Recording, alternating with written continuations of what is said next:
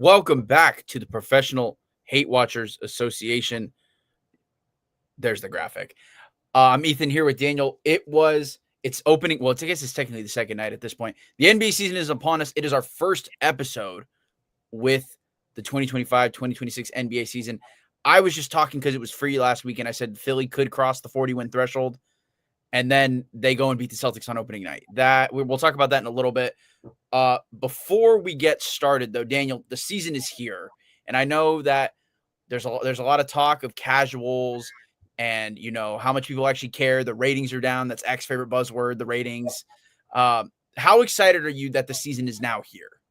I could not be more excited for the NBA. I've always said this. I know that the league has a lot of problems at face value in terms of for attracting casual fans, but as someone who is a diehard basketball fan, whether it comes to watching basketball or playing basketball, like playing basketball video games, I will never stop watching the NBA. I don't care what criticisms people have of the league. I don't care what's going on, what stars are in and out. So the fact that basketball season is back in the middle of football season as well, my two favorite sports, I could not be more excited. I'm glad we have real hoops again. Finally, preseason's over. So I'm happy to be back talking regular season basketball with you until the playoffs. I'm ready to start lying again. I'm ready to say some things about basketball that I might regret in March or whatever. The Sixers might actually keep me going for I said 40-win threshold kind of as a joke, just because the East was so open, and that might not be the case. But let's talk immediately. You are going to be like at the end of a video game when you play a match and it's like the post-game report. This is going to be you, but for the Milwaukee Bucks. They just beat the Washington Wizards for their opening night game. Instant reactions to it. Yeah, so obviously this wasn't the biggest game on the schedule tonight or yesterday, but the Bucks are my team. Giannis is my favorite player, and this is probably the most pivotal season of his career and for the Bucks, because I think teams are going to be watching Milwaukee very closely. Literally every single game, every time they lose, Giannis trade rumors are going to start. So the fact that they were able to open their season with a win, I think was huge, albeit against the Wizards. I did watch this entire game, and I came away pretty impressed. My overall takeaways for the Bucks is I know people, including myself, are a little down on the roster this year, but I think in terms of the fit around Giannis, the Bucks could not have put together a more perfect team, mainly because Giannis gets to be the primary ball handler, and I think that's why a lot of the games with Damian Lillard didn't look as good as they could have, because at the end of the day, I think Giannis is a guy that just needs to have the ball in his hands all the time, and that's where he feels most comfortable, and that's where they look the best. And if you look at the box score, I mean, Giannis, 37 points, 14 rebounds, 5 assists in 27 minutes of play, mind you. He didn't even play 30 minutes, and he scored 37. And Gary Trent Jr. gave you 17. Miles Turner gave you 11, 8 rebounds, 5 assists, 3 blocks. Kevin Porter Jr. did leave the game with a left ankle sprain in the first quarter. He had 10 points in 9 minutes, so I'm sure he's going to be out, miss a few games. That kind of sucks. AJ Green had a hot start to the game, didn't really do much towards the end, but they didn't really need him to. Kyle Kuzma, bro. Kyle Kuzma. He's not even the sixth man off the bench because Bobby Portis is, but the Bucks, as everybody knows, traded their franchise legend, one of the greatest players in the history of their team, Chris Middleton, to the Wizards at the trade deadline last year for Kyle Kuzma. And this man doesn't even start for the team.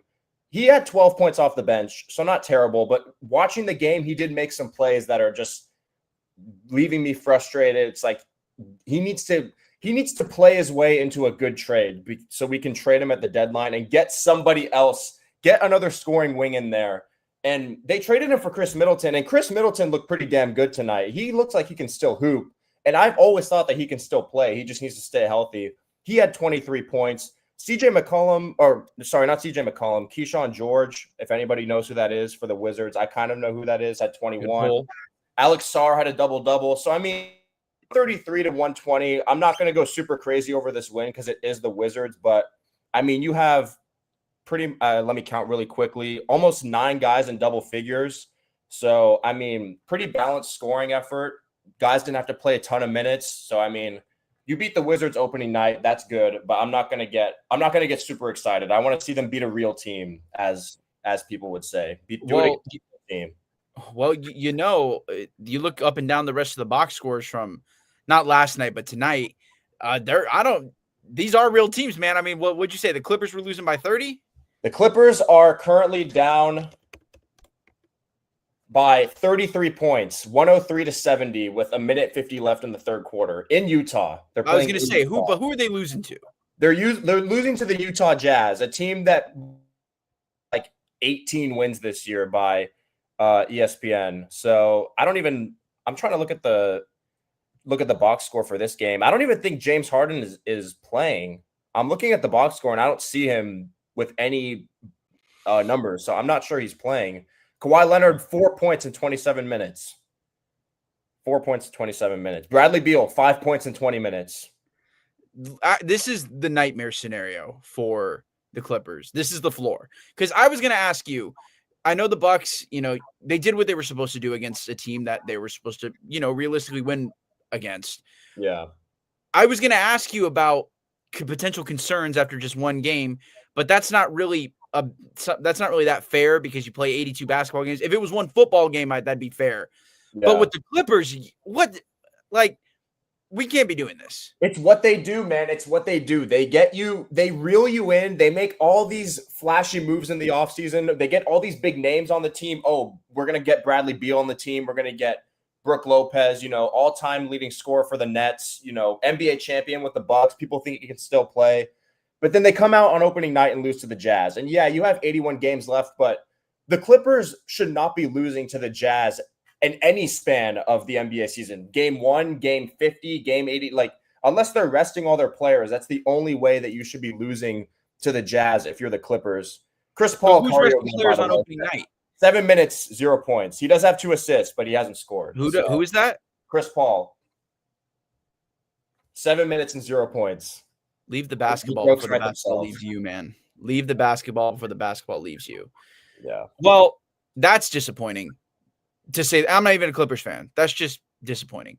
Yeah. Let's talk about last night, though, because I want to talk about – there's a couple things that I want to get off my plate. First of all, NBC, first game that our generation has ever seen of NBC hosting the NBA. This was obviously an ancient relic of the olden times that uncles you would tell us about. Oh, it was great. The broadcast was great back then. I have some quarrels with it. We'll get to that in a second. But let's talk about the first game that we saw, which was Houston versus Oklahoma City. Now, I don't know if you saw the photo, but when Oklahoma City hung the championship banner, Steven Adams and Jeff Green were sitting on the sidelines watching it happen. I did see that. There was one notable former Oklahoma City player who was not there. I wish Tony were here for this, man. KD was notably not present when they hung the banner. Now, nobody says he has to be there. Actually, most teams never go out there for that. Yeah. But I just thought it was interesting that Steven Adams and Jeff Green, who are not nearly as big a staples in Oklahoma City as KD, were out there and he wasn't. Did you dig into that at all, or were you not batting an eye at that? I thought it was pretty funny. I wasn't surprised. Like you said, the opposing team usually isn't on the court at all for the other team's ring ceremony. So I don't think it's that big of a deal. But I mean, Steven Adams, he obviously played for the Thunder for a really long time. Reggie Miller, I think before the game, said that James Harden, Kevin Durant, Russell Westbrook, and Steven Adams should all have their jerseys retired by the Thunder. So you can tell, Steven Adams is a Thunder legend, if you will. Like, people in Oklahoma City love him. Mainly because, I mean, he's not obviously the caliber of player that KD is, but I mean, he stuck with them through thick and thin. And then when time came, when they wanted to get younger, he wasn't shown the door, but he got out. And then I think Jeff Green's more of a Sonics guy, right? Like, was he on those Thunder teams, or no? He was on it. He was on the Thunder. Okay. Yeah. So I mean, I don't know. KD's legacy in OKC is so weird to me now because they're never going to forget/forgive him for what he did, leaving them to join the team that beat them in the Western Conference Finals when they had a 3-1 lead. And I think the Thunder winning a title honestly makes their hate for KD, or the fans at least, it makes it worse. It amplifies it, in my opinion, because now they have a ring to show for it. And They're like, you left us to go chase a ring, and we stuck it out, and we built a team and went through adversity and won a championship, and you're not capable of doing that. So now they have a ring to rub in his face. So I think if anything, the Thunder winning the championship only makes fans dislike KD even more. It doesn't soften that blow for me. Yeah, I mean, they booed him when he got introduced during the starting five as well. So that it clearly should no love lost. What an emotional roller coaster of a day for Kevin Durant. His former team's championship banner gets hung up. He gets booed during the intros. Overall, has a solid game. Yeah, and then he pulls a Chris Webber. We all saw it. Yeah, I didn't notice it at first. I thought it was when I was watching it in real time. I didn't really bat an eye at it when he was trying to call a timeout. But then I see like the players scrum together, and I'm thinking, oh, is somebody? I thought they were going to fight, or something. I thought there was some potential. I thought there was a missed foul on. I think it was Shea who took that last shot. Yeah. I thought there was going to be. I thought they missed a foul, and then they showed the replay, and it was KD trying to call a timeout, which he did not to me. How do you like? I understand that there's just, for lack of better phrasing, brain farts. Everybody does them. But, like, how do you forget how many timeouts you have? Yeah, I'm not sure how that's possible. The phrase, sometimes it's better to be lucky than good, I think definitely applies here, because they got lucky, because they should have called a technical foul on KD for trying to call a timeout when they didn't have any. And what was the score at that point? It was tied? It was tied. It was the end of the first overtime. They should have been going to the free throw line to shoot a technical free throw to probably, in all likelihood, win them the game. So, I mean, KD got lucky. I think, like you said, it was probably just a brain fart. Like, I can't scratch it up to anything other than that.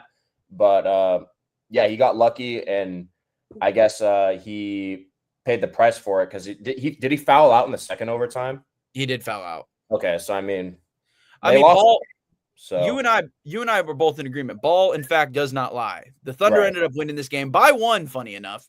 Yeah. So Ball don't lie. It's not that big of an implication. I would want to say I don't want to start pulling the ref ball card this early after one night of basketball. Yeah. But how do you miss that? Yeah. How do you miss that as an official? It's not. This is one of the most universal like symbols in all of sports. Yeah. And I think the referee that was standing there was Zach Zarba, and he's one of the most experienced officials in the league. Like, he's been doing this forever. I think for around maybe 25, 30 years. Like, he's not a rookie or only been reffing for a few seasons. He's been doing this for a long time. So I don't know how he and his crew missed that. They just got lucky. It's crazy. It would have been funny if it was Scott Foster or something. That would have been funny too. Yeah. Maybe it's this grand conspiracy to prolong the game so more people can't watch the Warriors game, so they have to go get Peacock. I'll put my tinfoil hat on for that one. I got to say something about that, though. You heard me. I was texting you about it last night. Yeah. On the verge of a crash. I was crashing out, and I was blaming Ime Udoka for it, honestly. Yeah. I blamed it on him because I feel like I can. But I got to say something about this. So for those of you who don't know, the Warriors game started at 7:00 Pacific time last night. The Oklahoma City game started, I think, at 4:30 or something. Yep. And so the Thunder game went to double overtime. That's at least 25 extra minutes of basketball, real time for basketball. Yeah. And take into account that the game started at 4:45 actually, because NBA games never start on time. Of course, so that just adds time. So even the Warriors game started at probably closer to 7:15, I believe. But because the Thunder game went over to double overtime, it was a great game. It was a 1-point win. Textbook great opening night game.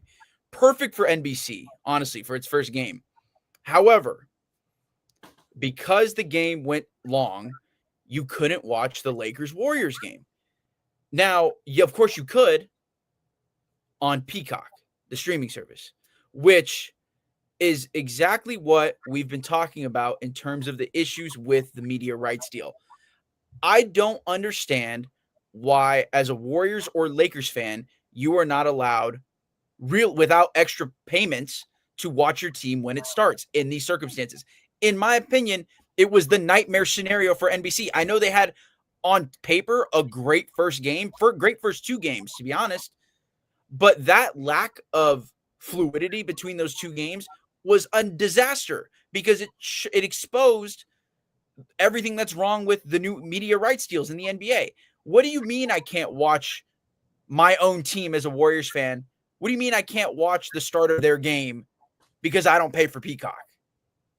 Like, that's blasphemous. That's absurd. And to top it all off, for those of you who don't know, the Warriors' local sports broadcast is on an NBC affiliate. It's on NBC Sports. Yeah. They blacked it out. They didn't have the rights to it. Yeah. They got the pregame show and the postgame show, but they didn't have the actual game. Now, all of that is to say is I was frustrated, like other people were, and it takes away from the fact that we're watching good basketball. Because what do you mean I can't watch? They were talking about Jimmy Butler's hot start and during the end of the Oklahoma City game. Would have been really nice to watch it. Really nice to watch the start. That's it. I think it's last night, despite such great performances from all 4 teams, to be honest with you, well, 3 teams and Luka, I think that those great performances are overshadowed by the fact that the media rights deal blew up in people's faces. Now, if you're just a casual fan, which, you heard it from Adam Silver himself, the NBA is a highlights league. It appeals a lot to casual games on YouTube if you can't watch them on Peacock. That's what he said. Exactly. That is such a slap in the face to fans like you and me who want to watch our team's games from beginning to end. And I know you understand this too, because your team's not local to where you are right now. It's frustrating and it's disappointing because I understand there's a lot of money involved. That's why you're able to pay Jaylen Brown $500 million or whatever. Yeah. But it gets to a point where the money is not worth the sacrifice of the product. Like, it's just, I don't know. I was crashing out about it yesterday. I had to say something today. Yeah, no, that's fair. And I think you touched on most of it, so I don't really have that much to add. But I'm surprised that more people aren't really talking about this because the worries, like you said, and question marks that we had about the media rights deal, it only took one night. Like you said, it was opening night. We saw it. Warriors fans can't watch the Warriors because they don't have Peacock, and the local Sports Bay Area channel, the game's blacked out. So, there's no way for them to watch the game. Which is same thing with Lakers fans who are dealing with whatever they want to, same thing with the Lakers fans who can't watch the team in LA. So, I mean, I don't know. It's definitely disappointing. And like you said, it takes away from what was overall a great, presentation from NBC. If that's what the games are going to look like, I'm really excited for this year. I like the analysts they have on, all the former players. They got Melo, T-Mac, Vince Carter, all these legends on the broadcast. It felt nice to hear Mike Tirico calling a basketball game again. You and I always Chalmers, Paul James. That's the first thing we think of when we think, or the Damian Lillard buzzer beater in the playoffs. When we think of Mike Tirico calling basketball games. So it's nice that we have that stuff back, but you also have to take into consideration how it's going to affect the diehard basketball fans who just literally just want to watch their team play, and they have to go through so many hoops to do that. And I think that is another element of why I was so frustrated about it, especially today, the day after. I didn't see much discourse about this being an issue. And maybe it's because a majority of NBA fans nowadays are casuals. They don't need to watch Lakers Warriors from the beginning to end on a Tuesday night. Never mind the fact that it's opening night. Why wouldn't you want to watch the whole game? But I think that was another part of it because I don't care that it's okay if this game doesn't affect you. Maybe you're not a Lakers or Warriors fan. The irony of it is that it hindered watching beginning to end games from 2 of the most important players in the league, 2 of the best players in the league, Steph Curry and Luka Doncic. Now, LeBron wasn't even playing. That would have been 3. But you didn't get to watch. You want to watch Steph and Curry play. You want to watch Luka play. You got to wait about 45 minutes if you don't have Peacock because you got to watch this game that got prolonged even farther because the refs didn't see KD call a timeout. Yeah. When he didn't have one. So just just frustrating, not disappointing, frustrating, because you and I knew that this was going to be an issue. We saw it last year before the new media rights deal even kicked in with when we were living in LA with the Lakers local broadcast, how that would be blacked out. And I'm like, what do you mean I can't watch the Lakers? I'm living here. Yeah. So yeah, this isn't the fact that it only took one game for it to happen is kind of funny, but this is not the first time this isn't the first time we've seen it. It's definitely not gonna be the last time we've seen it. We'll probably see it this Friday. Yeah, because I mean that yesterday opening night's not the only day of the season where they're gonna have double headers they're gonna have double headers. That's just what they do. Like it's gonna happen again. I don't think it's avoidable. You can't avoid it. So I mean, yeah, it's pretty disappointing. It takes away, like you said, from great basketball being played. It takes away, and I felt like I couldn't even find myself really processing that I was watching OKC Houston in double overtime. I'm like, I'm trying to watch the Warriors, bro. Love this is a great game and all, but like I have the TV on because I'm trying to watch my team play basketball. Yeah. So that aside, when I eventually got to finally watch the Warriors game, did you watch any of this game last night? I did. Yeah, I was able to watch most of it. Yeah. So when it inevitably finally came on the screen, I was pleasantly surprised, and maybe you could say the same, but we talked about this like a couple weeks ago. I was pleasantly surprised by Jonathan Kuminga's performance. I did not know what to expect from this man. 3 weeks ago, he wasn't even in San Francisco. Yeah. Without a contract. So I didn't know what to expect. I get war flashbacks to like NFL players who missed training camp for contract extensions. I didn't know what that was going to translate in terms of basketball, but he played well. He came out the gate swinging. What did you I mean, I think the bigger question though, I mean, the great Warriors win. Steph Curry 3 from the parking lot to secure it. We've seen this movie. We've seen this movie before. I think the bigger story here though is Luka Doncic is in a situation like it's 2019 all over again, where he's scoring 43 points to lose by double digits. Yeah. Yeah. I mean, first I'll start off with the Warriors kind of piggybacking off of what you said. Great performance from Jonathan Kuminga. The whole contract thing, I always like to focus on like the psychological side of it because it's always so interesting to me because I feel like Jonathan Kuminga I thought he would be tapped out. Like I'm here to just play basketball. I'm here to fulfill my obligation to this team, but not saying he's not going to try, but I figured his like head would be in a different space, or maybe he's really trying to prove himself to get a bigger bag from another team. But Jimmy Butler, man, 31 points, 35 minutes. I think more than half of those, or about half of those, came from the free throw line, but that's what Jimmy Butler does. He gets to the line and he makes his free throws. So, I mean, I don't think you're not going to get 31 from Jimmy every night. I think realistically, you can expect him to give you, I would say, like 18 to 22, 23. I think that's what more of what you could expect from him on a night-to-night basis. Draymond Green, like great triple single, bro. 8 points, 7 rebounds, 9 assists. Don't forget about the technical foul. Wasted no time, got his first technical of the season. And this is another thing, bro.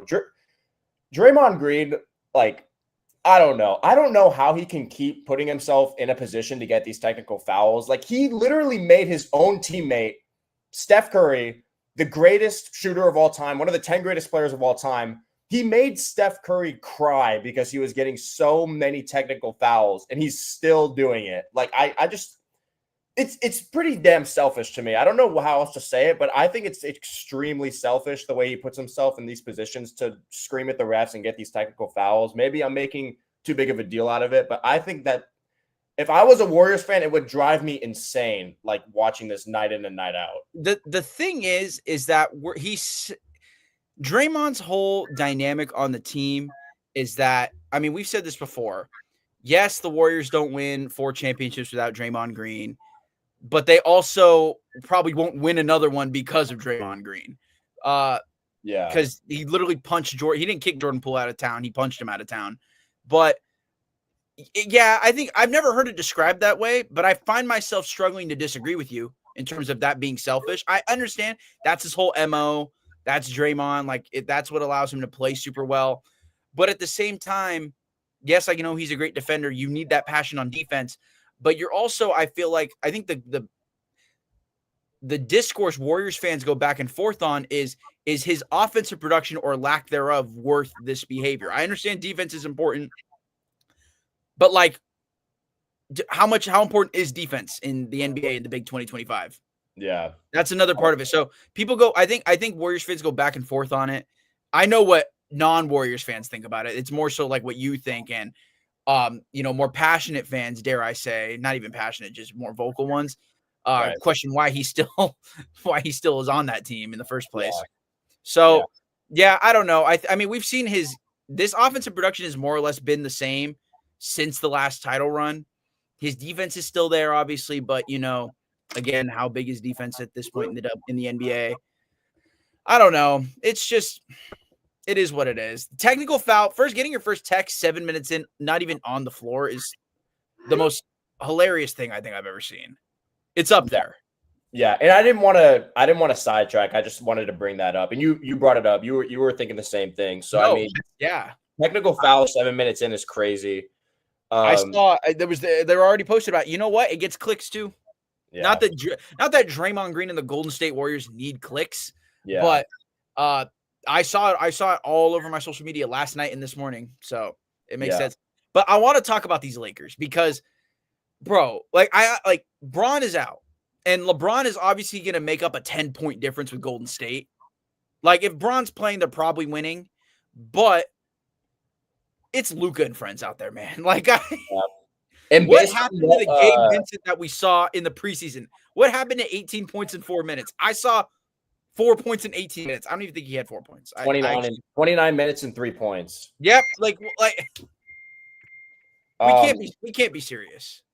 Yeah, I know. I was going to actually say, so Austin Reeves, his box score is 26-5-9, but I was able to watch most of this game, but I was in and out. My friends were telling me, though, that a lot of those points came towards the end when the game was kind of like already decided and he kind of caught fire late. So maybe those points aren't as good as they look. They might be a little deceiving.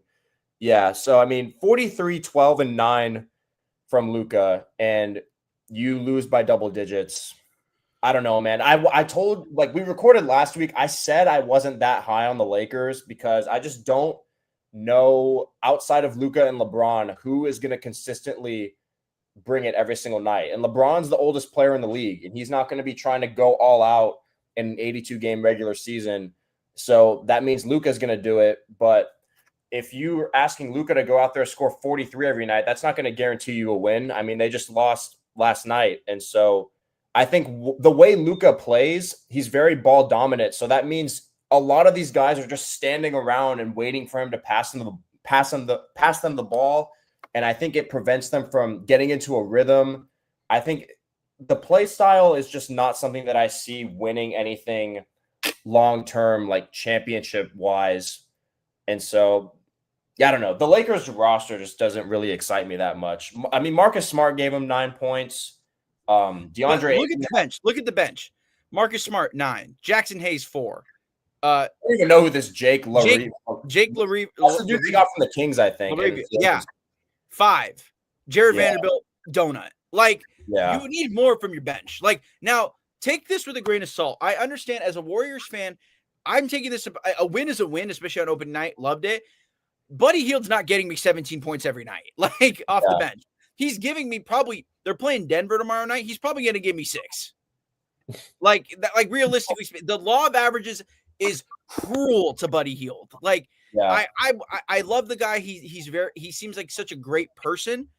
As a basketball player, it's so up and down. So we got an up night from Buddy Hield. Love that. But if Jonathan Kuminga can give me 15 a night, I'm not mad at that. But the Lakers, again, back to the Lakers. There's nothing here that's DeAndre Ayton, 10 points, the most pointless 10 points I've ever seen. Yeah. I watched this game. I did 10 points. I can remember one basket. Jared Vanderbilt gave you nothing? 0? A donut. Rui got you 9. Yeah, I don't know, man. I don't really know what else to say about the Lakers. I do, though, with just to take it back to the Warriors for 1 second, we still need to address how they need a center. Yes. Alfred Horford, 5 points in 20 minutes. Like, when are the Warriors gonna? Quentin Post gave you nothing. Cardio game. Like, the Warriors need a big man. Like, they need a consistent big man to at least give them like just a double every night. Just like 10 points, like 10, like at 10 points, 8 to 10 rebounds every night. Just give me that. I acknowledge, yes. I mean, you know me, bro. I've been saying this for 16 months at this point, going back all the way back to views from the sideline. And pleading for a center. You got pleading for a center. Dude, Mike Dunleavy is trying to like speed run it. Like, well, I was gonna say speed running, like trying to get fired, but you know, he signed Kuminga. Maybe that's part of it too. But yeah, I think if the Warriors weren't playing a team with such an inflated roster like the Lakers, we would point out the red flags more. But they won, so it masks it. We're gonna figure that out.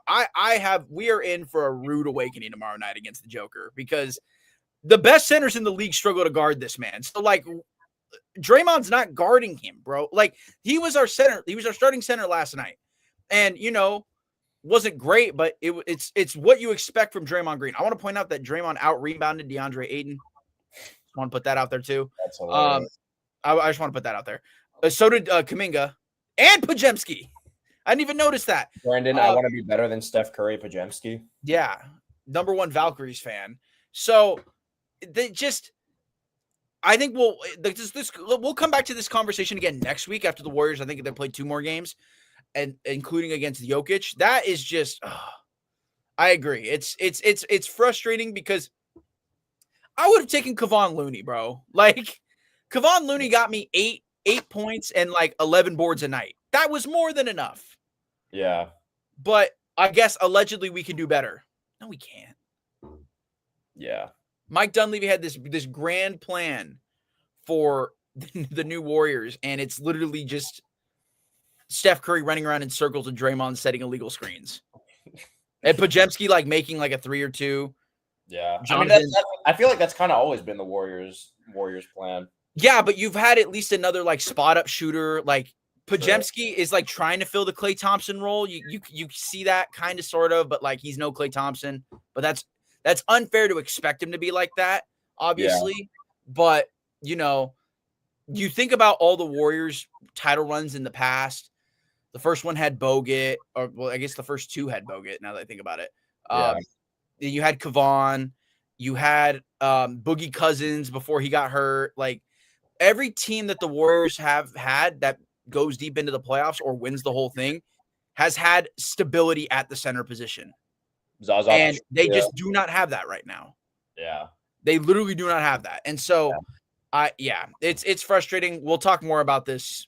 I might even throw up a video tomorrow, to be honest with you, because if Jokic has like 34, 12, and 15 tomorrow, I'm going to crash out because this is such an avoidable. It's like when you fail a test that you didn't study for. You knew what was going to happen, and yet you still thought you were going to do better.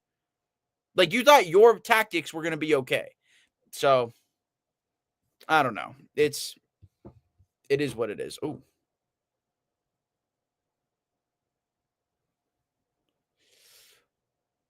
We lost him. My rant got to him, I think. I think the rant got to him. I want to point out something else, though, while we're waiting for Daniel to come back. Oh, did not mean to do that. I want to point out something else, though, because the Warriors are clearly not ready to make that next step. Okay, there we go. He's back? Okay. Yeah. I was about to go on another Warriors rant. You just saved me. Oh, I don't see your camera. You can't? No. It says it's on. Hold on. There we go. Okay, cool. Yep, we're good. I'll say this really quickly. This hurts me to say because we have one of the 10 greatest players of all time on the roster still playing well. They're just not ready to take that next step to compete for a title. This roster right now is not able to do that. It's not that they don't want to. I'll walk it back. It's not that they don't want to. This roster just can't do that. Yeah, I see that. I see that vision as well. Unless Jimmy Butler turns into that Miami Heat playoffs Jimmy Butler, just gets ultra aggressive and is able to like really make some noise in the postseason in terms of being a scorer to take some of that pressure off of Steph Curry, get guys more open looks. But we were looking for that against Minnesota last year in the second round when Jimmy Butler had a chance to do that. When Steph Curry got hurt, the series was tied, I think, at 1. Going back to Chase Center, you did what you needed to do. You stole one on the road, and you weren't able to capitalize. Like, did the Wolves win that in 5 or 6? 5. They won that in 5. Like, you couldn't get one game with Steph out. You hope he's going to be able to do that this year, but the evidence has shown you that Jimmy Butler is like, it's whether or not he feels like being aggressive. Which is crazy. It also could be, he's getting older. He's in his mid-30s at this point. It's kind of I would say it's unfair to ask him for that, but at the same time, with the longevity that these new NBA players with the new NBA, it's also like you're also getting paid that much money. It's not rude to expect that from you. Yeah. I don't know. Both of these, I don't see either. A great game from what I could watch after, I crashed out over the NBA media rights deal. Yeah. Blame Ime Udoka for it again. Yeah. Both of these rosters are inflated. They clearly have missing pieces. I don't see either of them winning a title.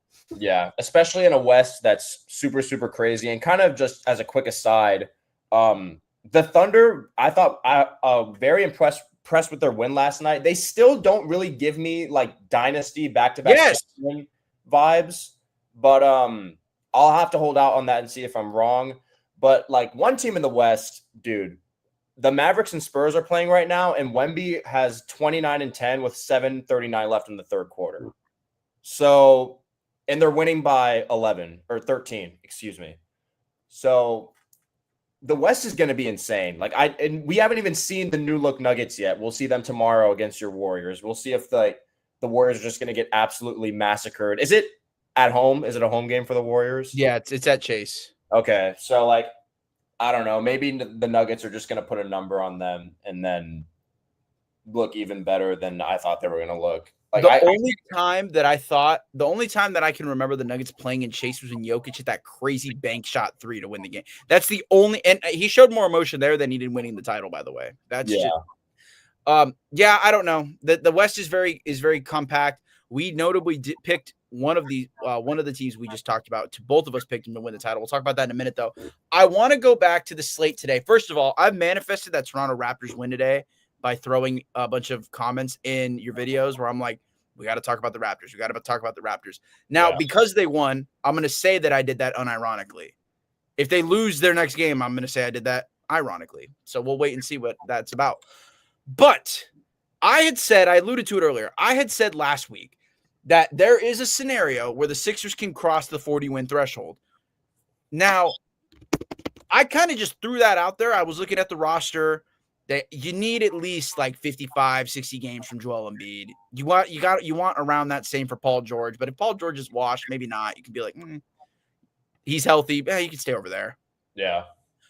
I did not expect what I saw today, which is, oh my goodness, I'm butchering his name, but VJ Edgecombe.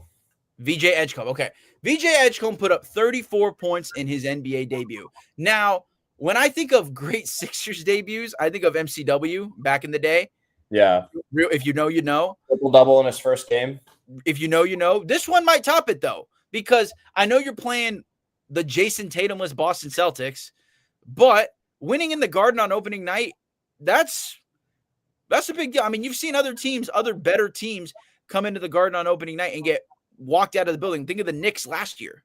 Mm-hmm. Absolute three-point party.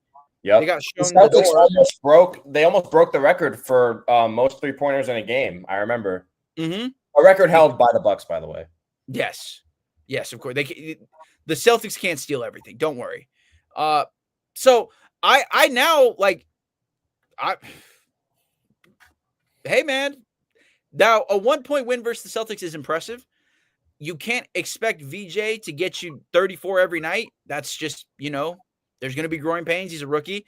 But if you could sprinkle some of those in when you need them, like you go through a 2-week stretch of January where Joel Embiid isn't around and Paul George is giving you 9 a night. 9 a night. Like, yeah, that could steal a win or two, which, in a league, in a conference as open as the East, where it seems like there's such a gap where it's like you have like the top few teams and then everybody else, where like the 4 seed could fall all the way out of the play-in and vice versa.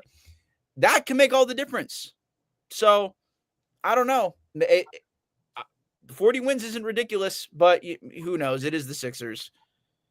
Yeah, that is true. And I mean, as we discussed, 40 wins in the East is probably well more than enough to at least get you into the play-in tournament. And I think the Sixers have something special in VJ. He looked really good in the summer league.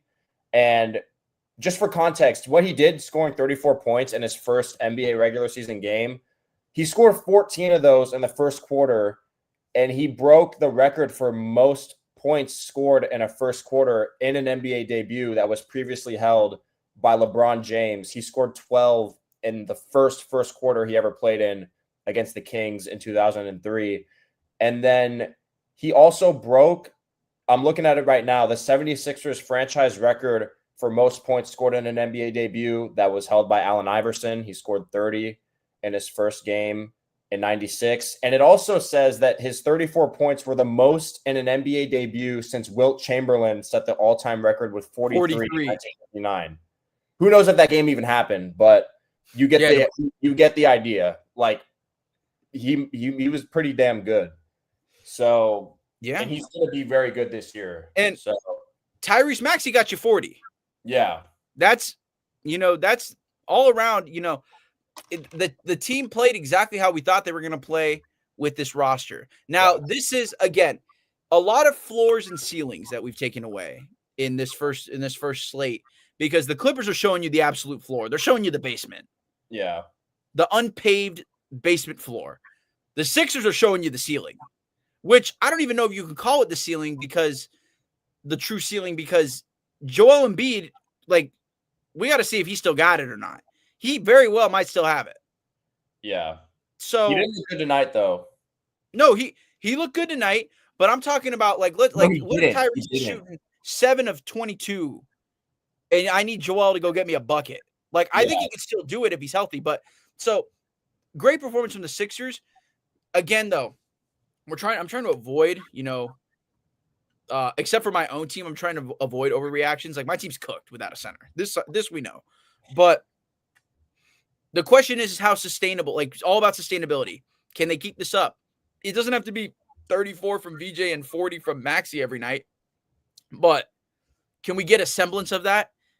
Can Edgecombe realistically give me 19, 20 points a night? Which I don't think is ridiculous. It's not ridiculous. I feel like if he can give me north of 15, I think that Sixers could hit 40 wins. Yeah. Because I'd be forgetting about Jared McCain too. Yeah, but they're still waiting for him to come back, and he was obviously pretty good last year before he got hurt. I don't know what's going on with Joel Embiid, though, because he looked good in his preseason debut, but tonight he went 1 of 9 and had 4 points. So, like, that's what I'm saying, though. Like, I don't know.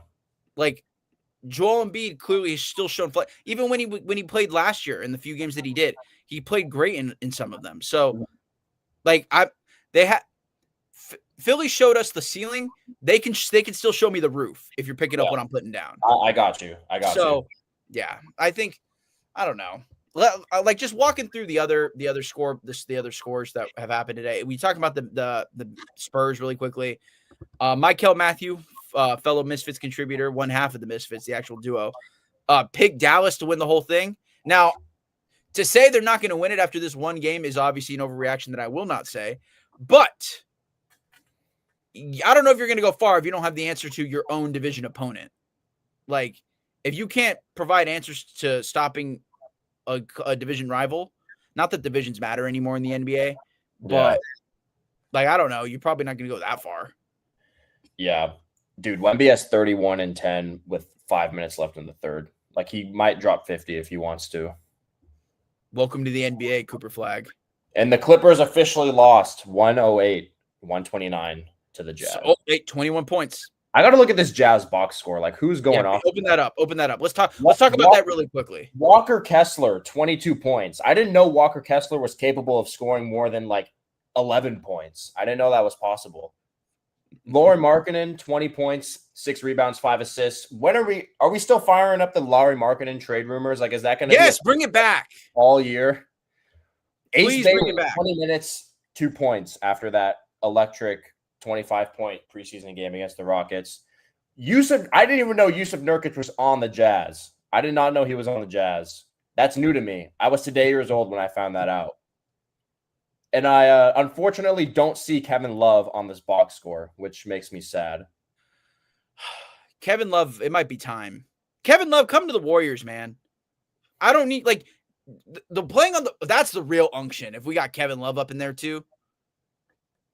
Yeah. No, that if you want to be the oldest team in the league, if you want to make sure you're the oldest team in the league, get Kevin Love on the Warriors. That might be a bit much. In the most unserious basketball game of all time, the Hornets did beat the Nets by 19. Oh my gosh. Miles Bridges led all scorers with 18 points. Bro. We talked about it earlier. The Raptors blew out the Hawks. Scotty Barnes, 22, 9, and 6. Yeah. Oh, it's saying Brandon Miller and LaMelo both had 20, and that Brandon Miller had 25. Well, Miles Bridges had a double-double. That's probably what it is then. Yeah. The Magic beat the Heat. That's kind of funny. Yeah. It's literally Norman Powell and friends. Donovan Mitchell, all it has on his box score to advertise is 31 points. Damn. That is it. Yeah. That's the Bulls beat the Pistons. Isaiah Stewart double-double. Vooch, 28 and 14. Someone tell this man it's not 2021 anymore. Bro. The Bulls are just cooking up that 38 and 44 regular season or whatever amount adds to 82 games to get that 9th seed and lose in the play-in tournament again. Yeah. It's just happening. Ja Morant with 35. Grizzlies beat the Pelicans. We didn't really talk about this leading up to this. What are the Pelicans going to do? Like with Zion? Like just this season. That's one of the basketball teams ever.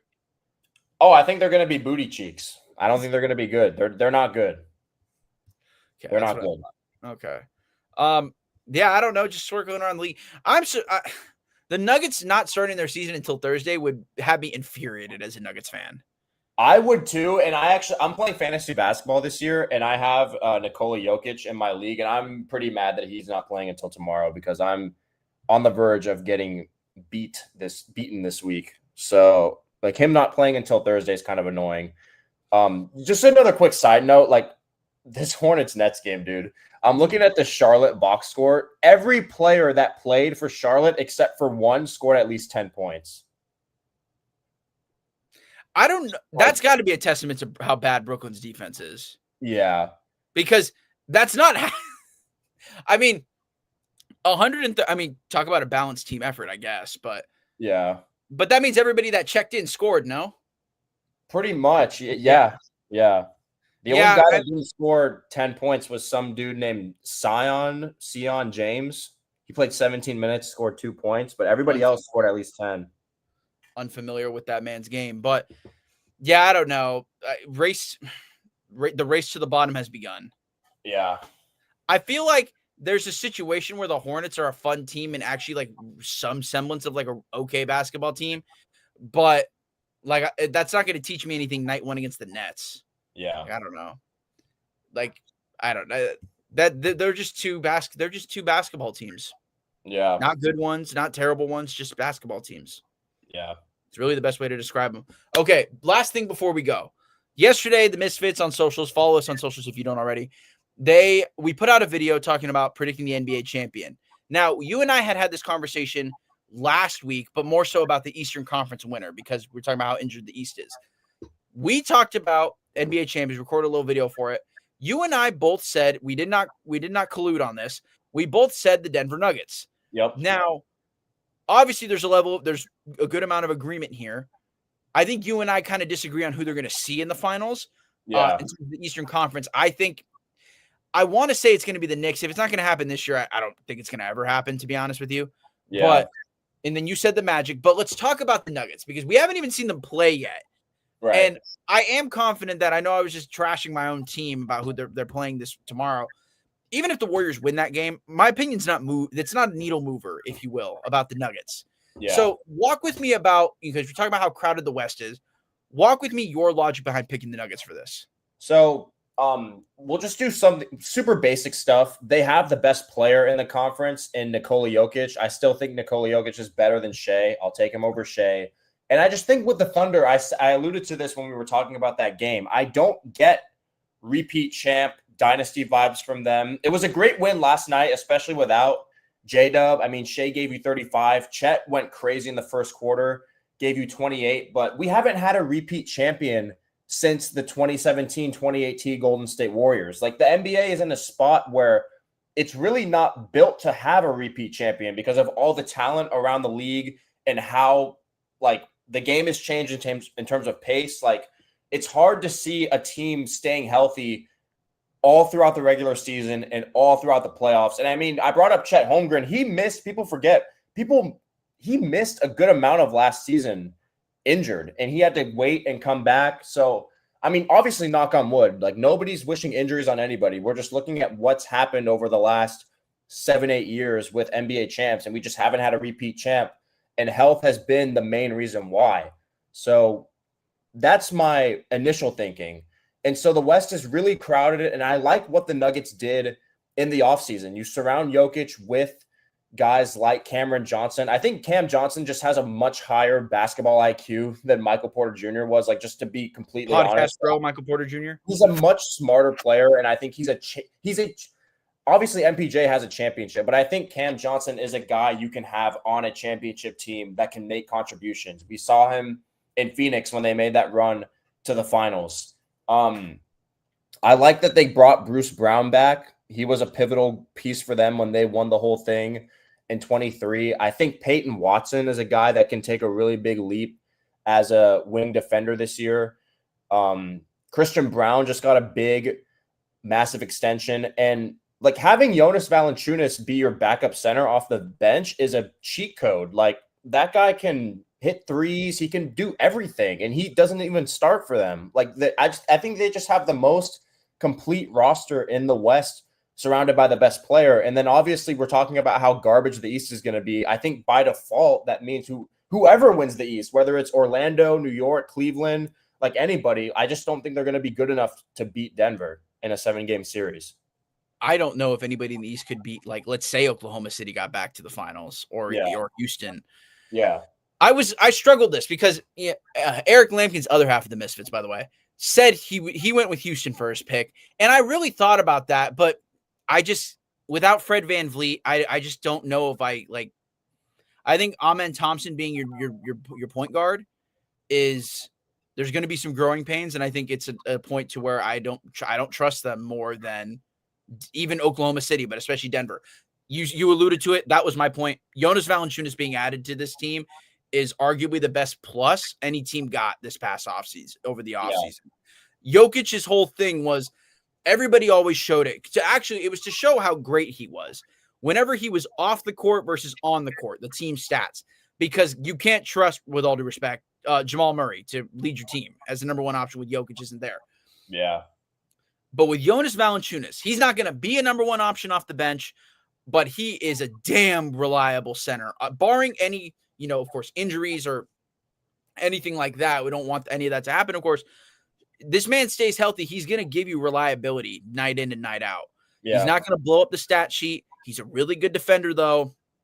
It just gives Jokic rest. And like people always make the jokes about Jokic being fat and out of shape.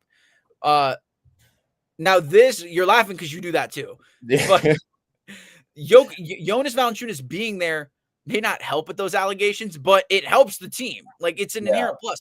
I envision a world where it's like cold early February. They're playing on the road, wherever, and they need Valanciunas and Cam Johnson to go get them a bucket. Now, it could be either or, but I imagine both of them have a role in getting that bucket to win the game. So I agree. I just think they had issue. They saw their shortcomings last year, and the year before. No, last year, and the year before that, for that matter. Yeah. They saw their shortcomings and they went and fixed it. Like MPJ, Michael Porter, get your own rebound junior, is, he's doing his podcasting bit. We all know how that goes with NBA players. Yeah. It sent Paul George to purgatory, and it got JJ Redick a job. Like, but it doesn't make you better at basketball. So I think that it's good on the Nuggets for reading the room. See, that's what competent management looks like in the Western Conference, no less. Yeah.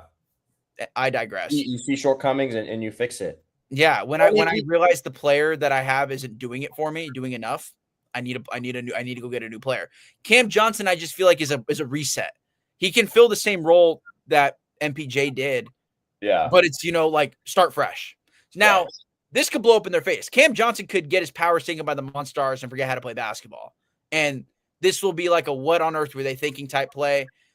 I don't think it's going to happen, but you can never, write that off considering how fast the NBA changes these days. Yeah. But I don't know. Jokic still cares, which, is crazy to think about, but he still obviously cares a lot about winning another title.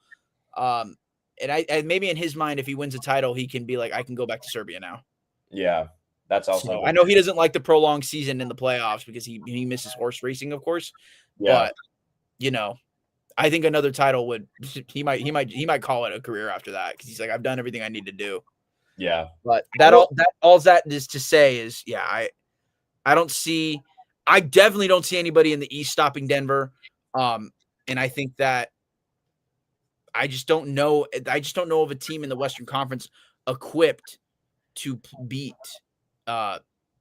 Denver. Houston is the team that I think of immediately, but like if I get Jamal Murray versus like whoever they got at point guard, Murray might light him up, give him the business. Ahmed Thompson's great, obviously, but I think when you go top to bottom, that team, the Nuggets still have that. So I was gonna go back to the Rockets because I wanted to kind of take a different angle on it. I would say that there are positives that the Rockets can take away from last night's game, given the fact that KD didn't really have by Kevin Durant's standards, a super great game. I mean, 23 points. He only took 16 shots. I think he will be more aggressive as the season goes on, and I think the Rockets will figure out ways like Ime Udoka, whatever you want to think about him off the court for the type of person he is, go ahead. But as a basketball coach, I've said this before, I think he's the best coach in the NBA. So like, I think he's definitely up there.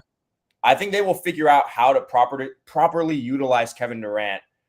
And we didn't really spend a lot of time on this, but if Alperen Şengün is going to take that leap and be like a 25 to 27 and 10 a game center and make like 40% of his threes, that gives the Nuggets a real problem because that's somebody who can go shot for shot and pass for pass, honestly, based on the way he plays with Nikola Jokic. So I think if the Rockets get their point guard situation figured out, whether it's like Ahmed Thompson or Reed Shepherd, they decide to stop being ball hogs and then realize, oh, we have Kevin Durant on our team. We can like pass him the ball and make it a little bit easier on us. I think if the Rockets figure everything out, they should honestly be the team that has the best. If it's not the Nuggets or the Thunder, it should be the Rockets coming out of the West. If they figure out, I still think those are the three best teams in the Western Conference, arguably in the whole NBA. Yeah. But you know what's interesting? Like Şengün's a great player, of course, and he will inevitably take another step forward. The question is how big that step is going to be. Yeah. There's just something about this team that maybe it is Ime Udoka being the coach.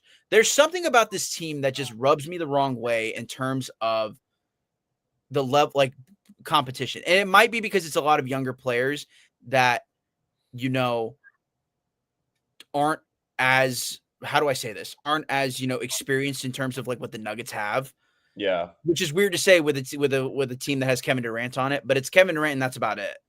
Fred VanVleet too, but he's not playing this year. Yeah. So there's just something about the Rockets lineup that makes me feel like they need to go through like a 2023 OKC experience where it's like you got to get. Now they did that last year because they lost to Curry, but I haven't seen them. I don't know how they react when they win a playoff series. I don't know if they keep their foot on the gas or not. You get what I'm saying? Which I acknowledge is a little unfair because you look at a roster this talented, you should just give them the benefit of the doubt, and that's fair. It's Kevin Durant after all. But there's something about, there's an intangible there. I'm trying to figure out the way to describe it. I feel like you might understand what I'm getting at here, that there's just something there that Denver has that they don't. And I think that would make all the difference in a playoff setting, because I'll be honest, like Şengün definitely right now plays better defense than Jokic. Yeah. Like he's a better defender. And, you know, if he gets even better, more efficient scoring, yeah, Şengün's going to be a problem. But I don't know. Maybe it's because I haven't seen Kevin Durant lead a team to a title ever. Steph Curry led those teams to titles. Let me be clear. So there's that, but I also haven't seen Kevin Durant in a deep postseason run in a while.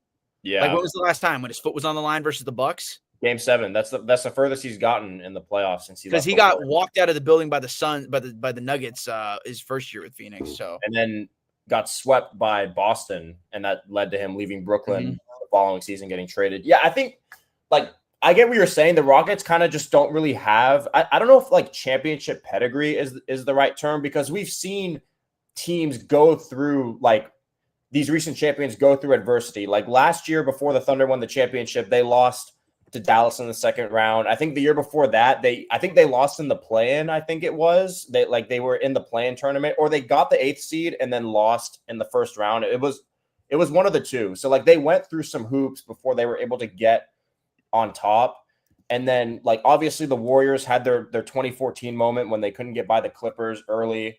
And then Denver, like before they won, they were kind of a team that's like, it was kind of like, when's Jokic going to have a significant deep playoff run? When's he going to put up all these triple doubles and like Wilt Chamberlain PER numbers? When is he going to do it in the postseason when it actually matters?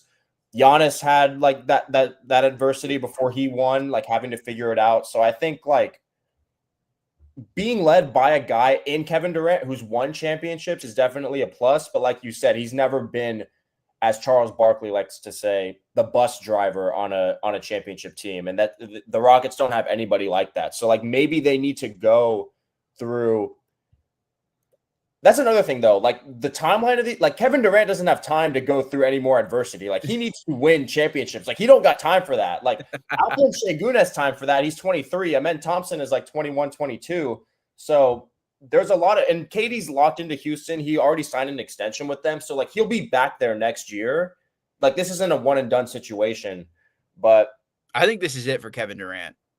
I mean, like they don't have to win it like this year, but I think this is his last team. Yeah, I think this might be his last team. I think so too. I think he's going to retire. I think he'll retire a Rocket. I don't know if he can retire as a Thunder because they don't like him over there. Yeah. So. Okay. We got to go. We're running over an hour, but I will say this.